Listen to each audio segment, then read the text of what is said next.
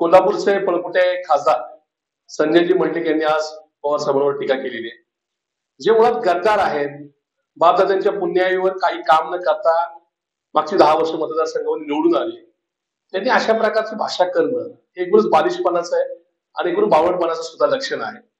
छत्रपती शाहू महाराज हे एकूणच महाराष्ट्रासाठी आणि जगातल्या सर्व शिवप्रेमींसाठी खूप मानाचं आणि एकूणच आदराचं स्थान आहे.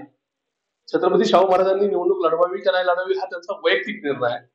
आदरणीय पवारसाहेबांची त्याच्याबरोबरचे असणारे सलोख्याचे संबंध, त्याचबरोबर समाजकारणात आणि महाराष्ट्राच्या एकूणच जडणघडणीसाठी केलेलं एकत्रितलं काम, हे जर संजय मंडलिकांना काहीतरी त्या ठिकाणी छोटं वाटतंय आणि त्यासाठी त्यांना पवारसाहेबांवर टीका करायची वाटते, याचाच अर्थ संजय मंडलिक यांना त्याचा पराभव निश्चित या ठिकाणी दिसतोय. मंडलिकांसारख्या या ठिकाणी बाजारबुणग्यांनी भाषा वापरताना व्यवस्थित वापरावी असा इशारा या निमित्त मी त्यांना देऊ इच्छितो. होय, या ठिकाणी कोल्हापूर हे छत्रपती शाहू महाराजांना मानणारं कालही होतं, आजही आहे आणि उद्या सुद्धा राहील. याची काळजी आणि याचं गांभीर्य ओळखून इथून पुढे आपण अशी भाषा करावी, अशा प्रकारचा त्यांना मी थेट इशारा देऊ इच्छितो.